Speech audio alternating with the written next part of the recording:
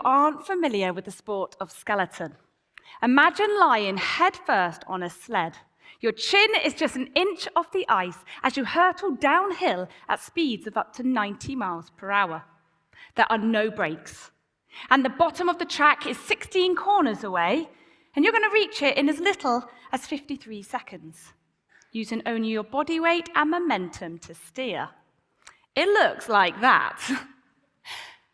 But how did I achieve my impossible?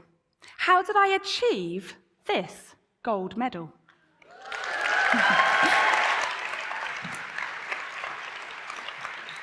Here in Great Britain, we do not have an ice track to practice on.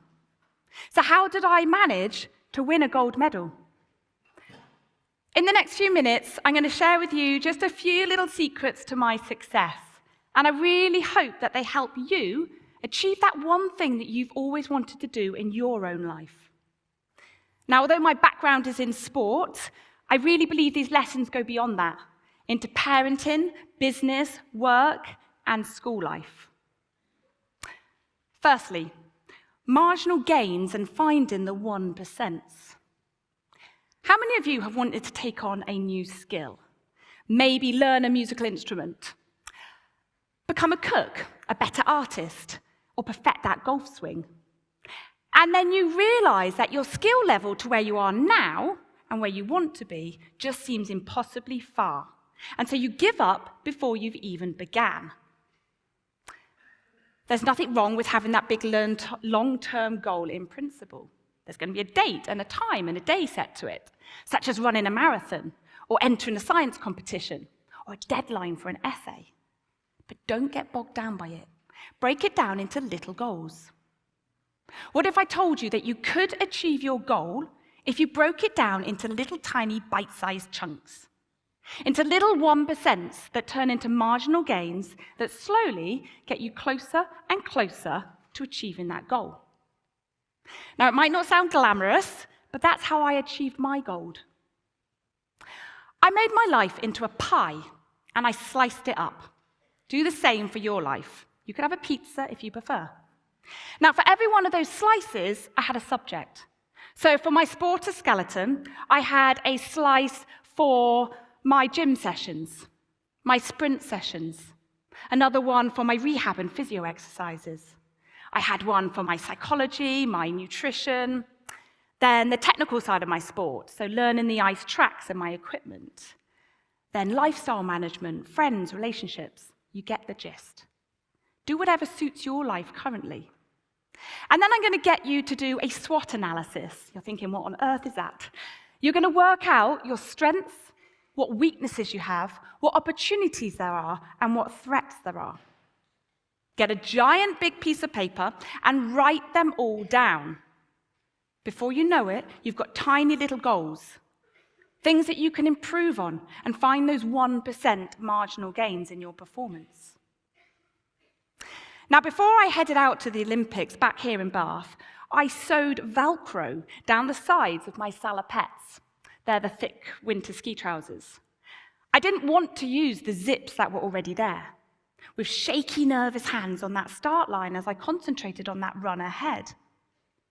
I wanted to be able to whip off my trousers super fast, keeping the warmth in my muscles for as long as possible, enabling me to sprint off the top of that track, getting that 1% marginal gain over my other athletes. Now, I'm sure many of you have had bad jet lag before. It's horrible, isn't it? You wake up at the wrong time of night, and you're sleepy in the wrong time of day, and you're tired and fuzzy, and you feel all over the place. Well, in the build-up, before we went out to Calgary in Canada, before our team holding camp, before the Olympics, I started shifting my body clock by 20 to 30 minutes a day in those weeks before, so that by the time I got out there, I didn't have jet lag anywhere near as bad. My body was already on the correct time zone. I could train faster, perform better, and be a better athlete. A 1% marginal gain over my other competitors. So that's just two little stories from many, many more that I did in the days and the weeks and the months in the build-up to the Olympics. They were all things in my control. My skill, my performance, things that I could change. Which leads me on to my second little mantra or story for you. Control the controllables. In 2006, I desperately wanted to go and compete in the Turin Winter Olympics in Italy. I dedicated my life to the sport. I was driven, I was determined, I had passion, I had never missed a training session. We only had one spot for a female for Great Britain on the team. You had to be the top-ranked female to go. It came down to that last winter race of the season, and I could see that I was in second place. I'd not made the cut, and I didn't get to go. Looking back at it now, though, that was a massive, important failure, and something that I learned from. Now, I believe I didn't get to go because, I wasn't good enough at the time.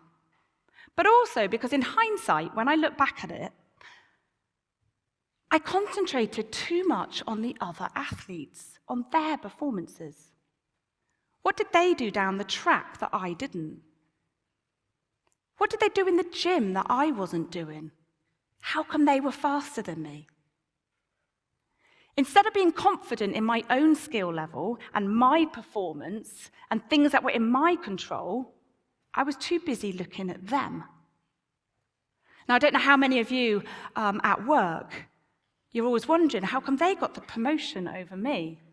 Or at school, why did my classmate get picked before me? I was never the most confident athlete. However, I learned to get my confidence by controlling the controllables, focusing in on those one things that I could change and that I had control of. When I look back on missing out on Turin and that one spot, I actually see it as a kind of blessing. I don't think I was ever meant to go to those Olympics. I did actually go as reserve, and I worked for the BBC radio for commentating. But I wanted to go because I wanted to learn from that Olympic environment. I wanted to suss it out and to see what it felt like. Now, many athletes say how much more nervous they are at a big major competition, and how those nerves can affect your performance positively, but more often than not, negatively. I'm sure loads of you have been to big major sporting events, or even outside today. You feel that extra energy and buzz in the air, don't you? That excitement. Imagine being an athlete. You can't practice those nerves and that feeling. Being out in Turin enabled me to suss it out, to start taking control of the things that I could. It also put this big fire in my belly, and I made a promise to myself that my feet would be on that start line, a massive goal. I had 4 years, and I promised myself that I would compete in the Vancouver Olympics. The blinkers had been put on, and every decision of every day was, will this help me get to become an Olympian, go to the Olympics and be a better athlete, yes or no? And that's how I lived my life. Now, at an Olympic race, you race over 2 days. 2 runs a day, 4 runs. And they all get added up. I had planned and prepped and rehearsed every minute of my race morning. I had my breakfast, I went to the gym and did some exercises. I then got myself to the track, got my equipment ready. I did another warm-up. I even had my toilet stops put in. However, on one of the race days, and to be honest, I forget which one, the race was delayed. The sun was shining too much on the top of the track, melting the ice. First, it was delayed by half an hour, an hour and a half, and I completely forget how long in the end. But instead of getting annoyed and anxious and angry and upset, I said, Amy, control the controllables. This is the same for all the other athletes. Reset, take a deep breath, restart your warm-up in whatever way you can. At any major competition, you cannot affect the other competitors. You don't know what their performance is going to be. Neither can you affect the weather. You don't know if there are going to be delays in the start time or the kickoff. You can't affect how a job candidate does in their interview that you're going for, or maybe how your classmates do in their exams. You can only control the things that you can. Now, I dreamed big. I had a huge amount of passion. I was driven and determined and did not give up.